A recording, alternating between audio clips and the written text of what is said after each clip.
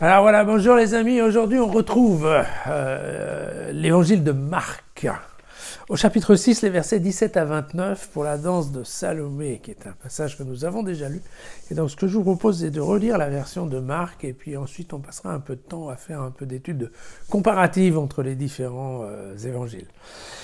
En effet, Hérode avait fait arrêter Jean et l'avait enchaîné en prison à cause d'Hérodiade, la femme de son frère Philippe, qu'il avait épousé. Car Jean disait à Hérode, « Il ne t'est pas permis de garder la femme de ton frère. » Aussi Hérodiade le haïssait et voulait le faire mourir, mais elle ne le pouvait pas, car Hérode craignait Jean, sachant que c'était un homme juste et saint, et il le protégeait. Quand il l'avait entendu, il restait fort perplexe, cependant il l'écoutait volontiers. Mais un jour propice arriva lorsqu'Hérode, pour son anniversaire, donna un banquet à ses dignitaires, à ses officiers et aux notables de Galilée. La fille de cette Hérodiade vint exécuter une danse et elle plut à Hérode et à ses convives. Alors le roi dit à la jeune fille, « Demande-moi ce que tu veux, je te le donnerai. » Et lui fit ce serment, « Tout ce que tu me demanderas, je te le donnerai, serait-ce la moitié de mon royaume. » Elle sortit et dit à sa mère, « Mais que vais-je demander ?» Alors celle-ci répondit, bien sûr, « La tête de Jean le Baptiste. » En toute hâte, elle rentra auprès du roi et elle lui demanda, « Je veux que tu me donnes tout de suite sur un plat la tête de Jean le Baptiste. » Le roi devint triste. Mais à cause de son serment et des convives, il ne voulut pas lui refuser. Alors, aussitôt le roi envoya un garde avec l'ordre d'apporter la tête de Jean. Le garde alla le décapiter dans sa prison, il apporta la tête sur un plat, il la donna à la jeune fille, et la jeune fille la donna à sa mère. Quand ils l'eurent appris, les disciples de Jean vinrent prendre son cadavre et le déposèrent dans un tombeau. Voilà. C'est une histoire un petit peu macabre qui apparaît dans les 3 évangiles synoptiques. Sans qu'on arrive à bien comprendre ce que ça vient faire là, en fait, pour être simple. Parce que, en tout cas dans l'évangile de Luc et de Matthieu, c'est une affaire qui vient un petit peu couper le déroulement normal de l'évangile. Il faut bien... je voudrais quand même vous dire un mot sur l'évangile de Luc, car Luc, en fait, ne parle pas de cette anecdote, si on peut présenter les choses ainsi. Luc n'en dira que 2 lignes au chapitre 3, au verset 19. Mais Hérode le tétrarque, qu'il blâmait au sujet d'Hérodiade, la femme de son frère, et de tous les forfaits qu'il avait commis, ajouta encore ceci à tout le reste. Il enferma Jean en prison. Voilà. Alors, en fait, c'est une phrase qui termine un tout petit chapitre sur la figure de Jean-Baptiste. Pourquoi Luc ne développe-t-il pas cette histoire de danse et d'assassinat, en fait, de Jean? Personne ne sait trop. Ce qui est certain, c'est que globalement, cette histoire de la danse de Salomé, en fait, c'est une légende du 1er siècle de l'histoire chrétienne, une légende qui vient du fait que Hérode Antipas n'est pas très apprécié, qu'il lève beaucoup d'impôts et qu'entre autres, avec l'impôt des gens, il a créé cette nouvelle ville qui s'appelle Tibériade, au bord du lac, et qui s'y est fait construire un palais absolument magnifique dans lequel il habite, mais personne ne sait juste ce qui se passe dans le palais. Alors, évidemment, ça laisse la porte ouverte à toutes sortes d'histoires incroyables, dont plus tiennent de la légende qu'une quelconque réalité. Et évidemment, une des choses, ça aurait pu être l'emprisonnement et l'assassinat de Jean, sachant que Jean, en fait, était dans une prison qui n'était pas à Tibériade, mais ça, c'est un point de détail historique qui n'a pas forcément beaucoup d'importance. Ce qui est donc assez amusant, c'est que vous avez cette histoire populaire que les gens se racontent, et que Marc va reprendre quand il va écrire son évangile dans les années 65, vous vous souvenez, hein, et que 15 ans après, 15-20 ans après, Matthieu va lui aussi reprendre pour mettre dans son évangile. Alors on ne sait pas exactement, hein, on ne sait pas si Matthieu a eu accès à l'évangile de Marc ou pas. Ce qui est certain, c'est que la version de Matthieu est beaucoup plus courte en termes de lignes, en termes de mots. C'est à peu près la moitié de la version de Marc, mais ça, on a un petit peu l'habitude. On se souvient que Matthieu, très souvent, quand il y a des points communs avec l'évangile, que ce soit de Marc ou de Luc, a un peu tendance à raccourcir les choses, et donc à se priver d'un certain nombre de détails pour au contraire se fixer sur, eh bien, je dirais plutôt les dialogues en fait. Voilà. En termes de cinéaste, c'est exactement cela. Peu de détails et le cadre est assez restreint et par contre il y a un focus assez fort sur les idées et sur les dialogues. Alors, ce que je pense qui est assez intéressant, c'est on a lu la version de Matthieu, hein, qui est la version qui se trouve au chapitre 14, les versets 3 et 12. Donc, on l'a lu il n'y a pas très longtemps, puisque c'était le 5 de ce mois. Et vous la retrouverez facilement dans votre évangile ou dans Jésus facile. Et ce que je pense qui est intéressant pour une fois, c'est de faire un petit exercice d'étude comparative des deux textes. Car après tout, l'histoire est la même, mais contée par deux personnes différentes, à deux époques différentes, avec des préoccupations différentes. Donc, si vous voulez bien, dans les deux cas, parce que l'histoire est quand même globalement assez similaire, en tout cas quand on l'entend comme ça. Dans les deux cas, vous voyez que Jean, et attention, c'est bien de Jean le Baptiste dont on parle, aurait été emprisonné à cause de ses commentaires sur le fait qu'Hérode ait piqué la femme de son frère Philippe.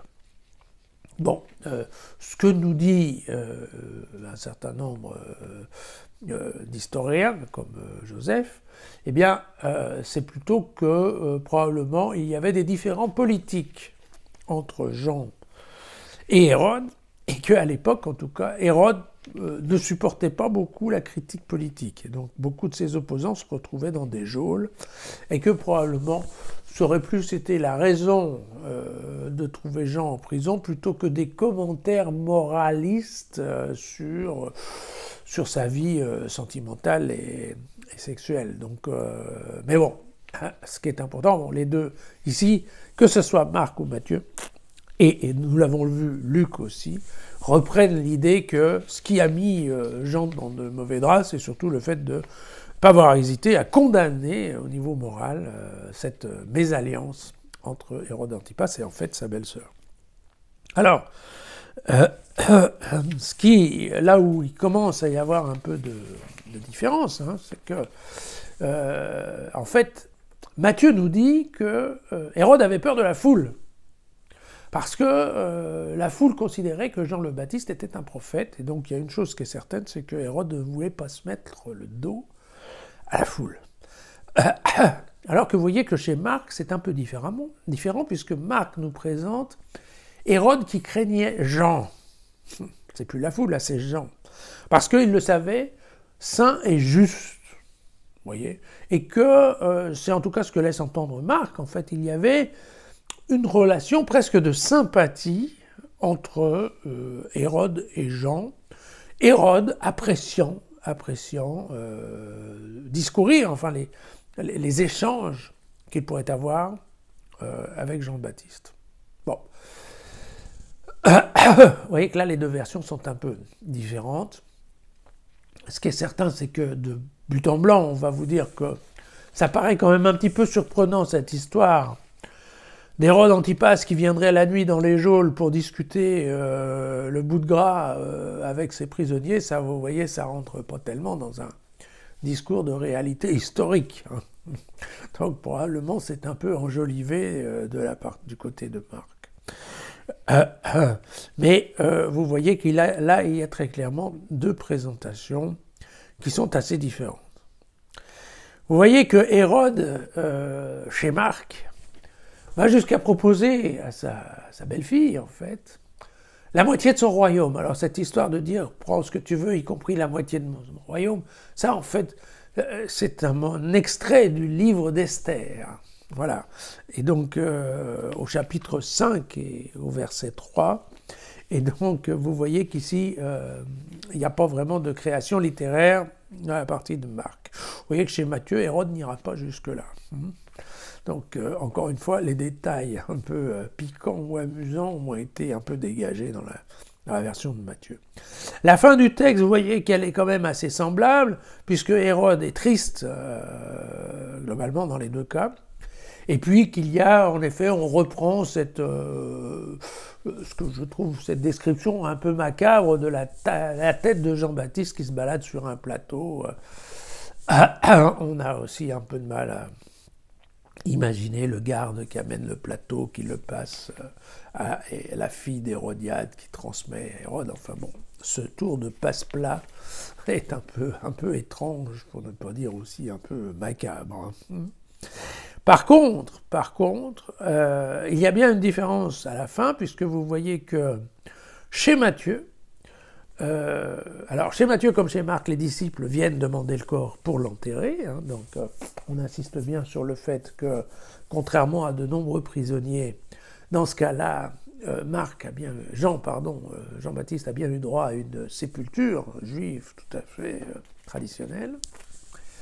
Mais le détail qui vient ensuite, c'est que chez Matthieu, les disciples de Jean, une fois qu'ils l'ont enterré, viennent informer Jésus de ce qui s'est passé. C'est-à-dire que Matthieu essaye de présenter l'histoire comme étant que les deux communautés, celle des deux cousins en fait, donc celle de Jean le Baptiste et celle de Jésus, étaient quand même plutôt en relation, voire en sympathie.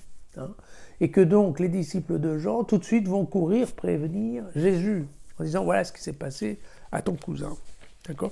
Chez Marc, il n'y a absolument pas ça parce que dans l'idée de l'évangile de Marc, c'est que à la fin de la vie publique de Jean le Baptiste, donc ça correspond bien à sa mort, alors démarre la vie publique de Jésus. Vous voyez, Marc présente bien une suite entre Jean le Baptiste et Jésus. Alors que Matthieu, lui, vous vous souvenez, c'est un petit peu différent. Je vous avais dit, quand on avait parlé de ce truc-là, Matthieu, dans ce passage, il utilise ce passage, d'une part, pour montrer que Hérode, rejetant la notion même que Jésus puisse exister par lui-même, vous savez que, vous vous souvenez qu'Hérode lui dit, mais non, c'est certainement, c'est Jean le Baptiste qui est revenu, parce que je l'ai éliminé. Vous vous souvenez de ça après.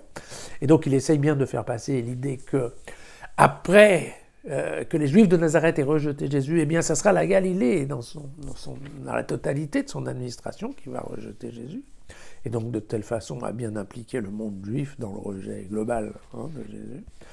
Et vous voyez que lui, Matthieu, essaye de faire comprendre que globalement, eh bien, les deux communautés, que ce soit la communauté du Baptiste ou la communauté de Jésus, en fait, sont assez proches.